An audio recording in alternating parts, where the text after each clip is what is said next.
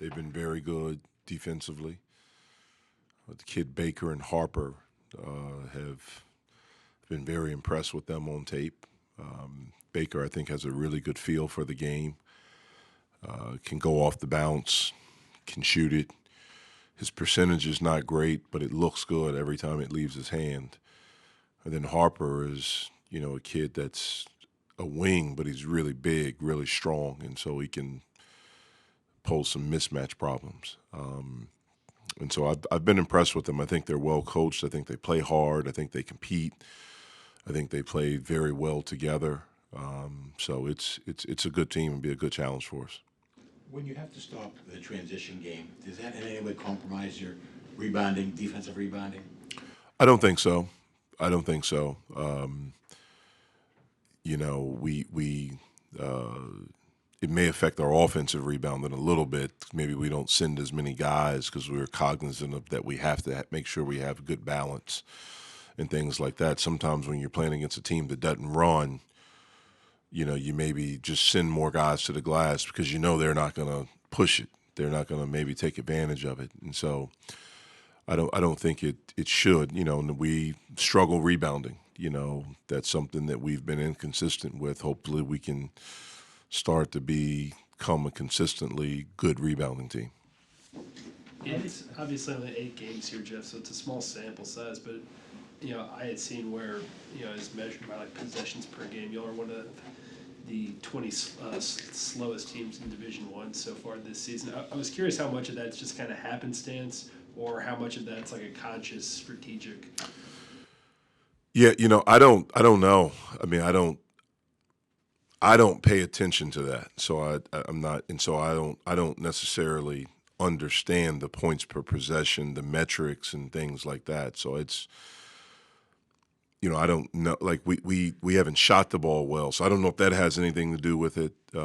We've turned it over, against Kansas State, we had 22 turnovers. So that could maybe have some, I don't know if we've struggled to score. So I don't know, I don't know how they formulate all these things. It's not that we have made a conscious effort to slow things down. We want to get out and get as many easy baskets as we can. Certainly, with the way we've struggled to score, we would rather do that. I thought that's something that helped us against Northwestern, especially in the first half. We were able to get out and get some baskets in transition from our defense. But it's not anything where we've consciously said, hey, let's slow it down or play at one of the slowest paces. I think that's what you said in the country. That's not what we want to do. It's just what's happened in 8 games, I guess. What are those those next steps to get some consistency on the half-court offense? Well, it would help if we make shots. I mean, that always helps your offense. And in some of these games, we've had wide open looks. We just, we have to be able to step up to the plate and make some shots. That certainly would help. Getting better movement. I think the past couple of games, we've been a little bit better at that. We have to become consistently good at that. And then understanding how to play without the ball. I think that's something that will help too. You said you have issues rebounding, issues shooting, but you're 6-2. What do you think has contributed to your success for the most? Well, I think our defense has been pretty good, and I think for the most part we fought, and so I think that's one of the reasons. I mean, out of the 8 games, 4 of them have been against Power 5 conferences, so it's we've played, I think, a challenging schedule so far. Obviously, this week is another big challenge for us. But I think, we've defended, we've fought, we've made timely shots in some of the games where we maybe haven't shot well, but we've made some timely shots to give us a little bit of separation or to give us a lead. I guess that's why we're sitting here with the record that we are. As much as it is. I think the mindset, yeah. I think, I thought against West Virginia, our inability to make shots hurt us everywhere else. I mean, that was, really bad, and I think that affected defense. I think that affected everything because we just couldn't see the ball go through the basket.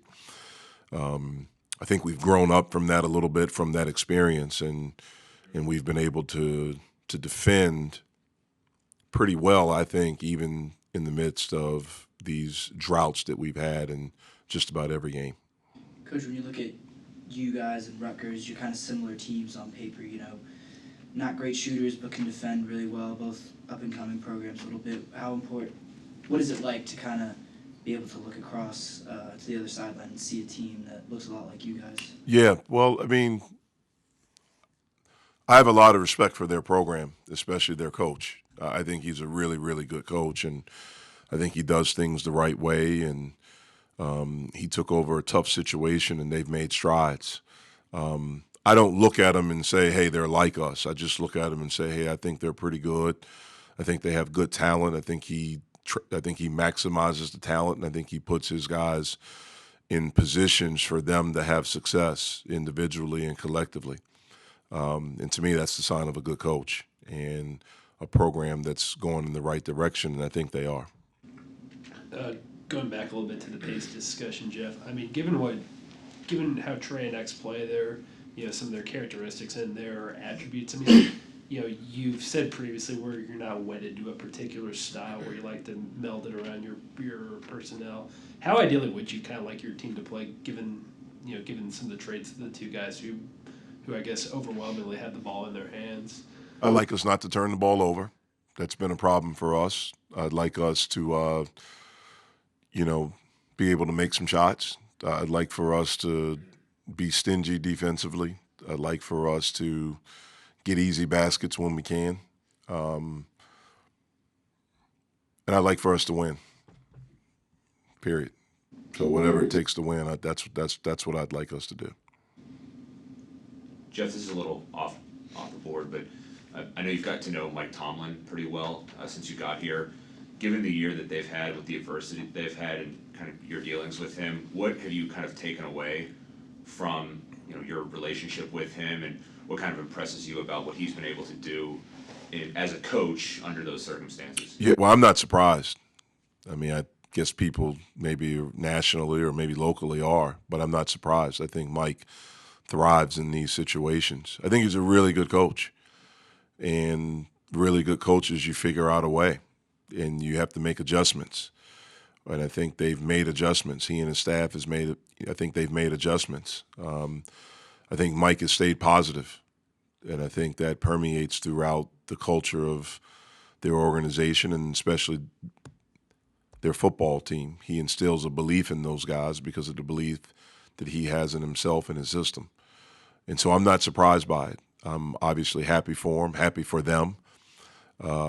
But it's not something I'm surprised by. I think year in and year out, I think he's been one of the best coaches in the NFL.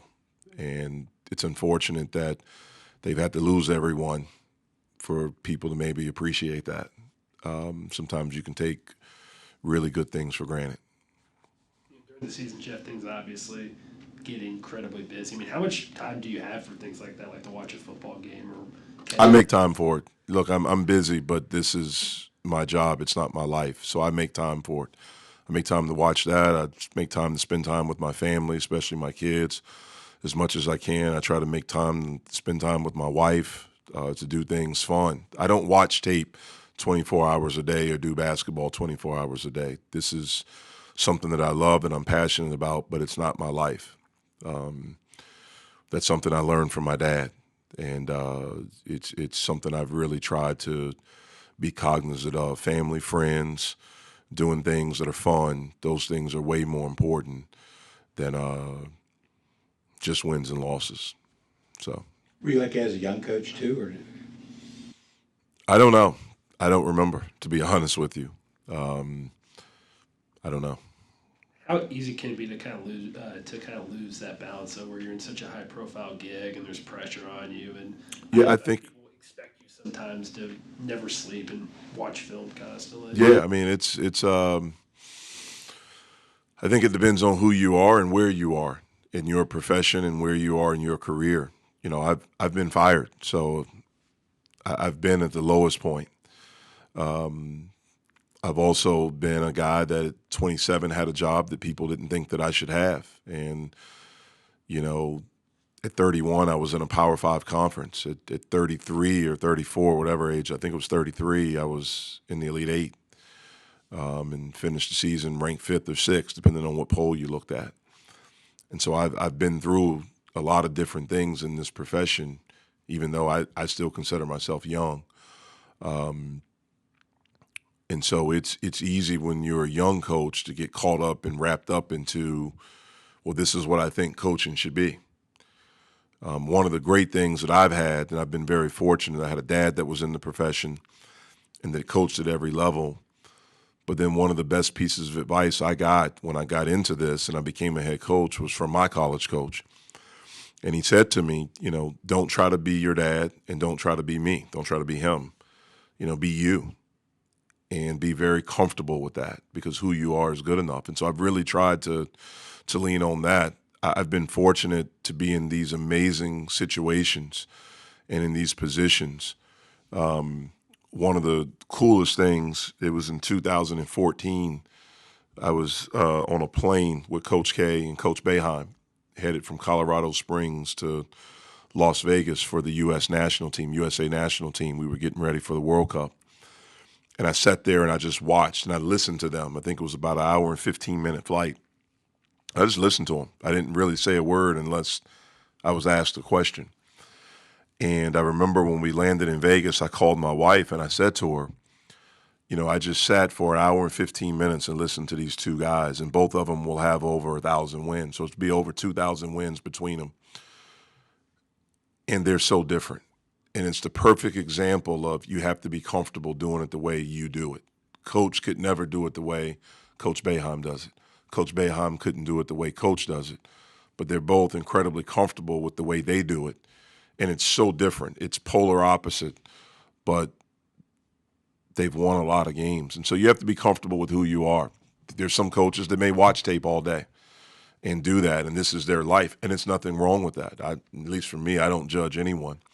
But for me, I'm comfortable with who I am now. I probably wasn't as a younger coach because you're trying to figure it all out and things like that. But with me, I'm very comfortable with who I am. So this is an important part of my life, but it's not my life. Have you ever felt like that advice has been, like that advice that you've taken about just being yourself, not trying to be anyone else, has been challenged and you've had to? Not really. Not really. I don't think so. Maybe when I was a younger coach, but certainly not since I've been in the position I'm in here. When we first got here, Jeff, we'd seen Kenneth shooting a little bit. It's obviously different than playing in a game, but I was curious where he is. Yeah, he's still a ways away. I mean, he's got to strengthen the hip. I mean, he's able to do a lot of stuff now, but you're talking about you haven't played basketball or done anything at an incredibly physical, strenuous level since we beat Boston College last year in the ACC tournament because he didn't play in the Syracuse game. So that was early March. And so he's able to do a little bit more, but there's no contact. And I don't know where we are as far as timetable for that to happen. I'm not sure when that will happen. Do you think losing a guy like Gerald early on kind of helped Justin kind of get into the fire even more? No, I don't think that helped. I just think, being in the fire, I mean, Justin is a guy that, we thought would be a very important part of what we were going to do, especially after the trip to Italy. And then he had the injury that we thought, okay, well, he probably can't play this year. And then 3 weeks later, 3.5 weeks later, it's okay, let's go play. And so I don't think Gerald's injury had anything to do with that. I just think, thrown in the fire right away, Florida State, the competition that we've played early, I think that's helped him. And then being able to consistently practice, that was the first time since sometime probably the end of September, since he's been in college, that he's been able to consistently practice, knock on wood, that he's been able to do that. So I think that's been the biggest thing that's helped.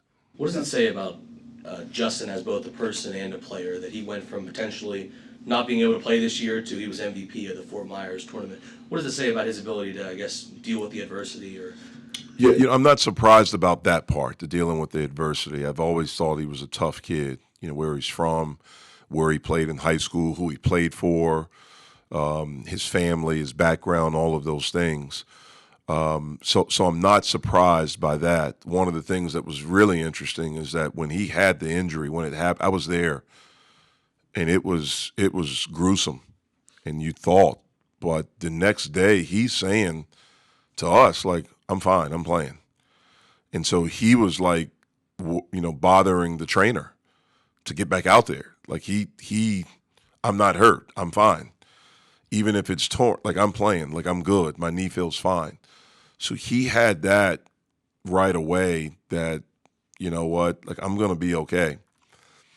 That maybe surprised me a little bit because most times when a kid has potentially what you think is a maybe season-ending injury, they're distraught, they're broken up, and he was actually the opposite. Like I'm fine, I'm good. After a week, it's I don't need these crutches, I'm good. So we had to slow him down. And so I just think if we can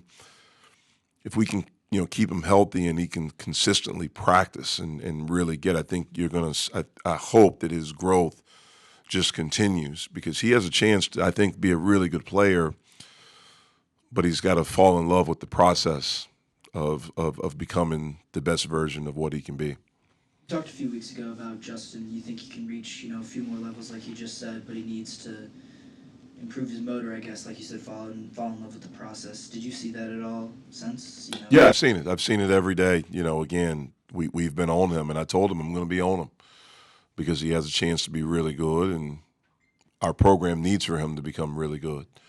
And so, yeah, I've seen growth in him from day one. How long was that injury before the start of the season? Justin's. Yeah. It was the second week of school, so I don't remember the exact date, but it was sometime early September. Thanks. With Gerald, is there still no timetable, or is there more of a... Yeah, I mean, he won't play this week. I know that, but I don't know anything after that. I mean, we play twice this week, and then I don't think we play until the 16th. So I don't know, but I know he won't play this week, and I know he's not close to playing this week. I know that, so I know that he won't do that. But other than that, I'm not sure. Looking ahead to Friday, is there anything that you guys can draw on from your win here last year against Louisville to help you down there? Not really. I mean, we're different. They're different. Not really. I mean, I haven't seen them, so I don't know. I just know that they're more experienced. They have a lot of guys back. They have one of the top recruiting classes. I watched them briefly early, I think in their Miami game. I watched a little bit of that.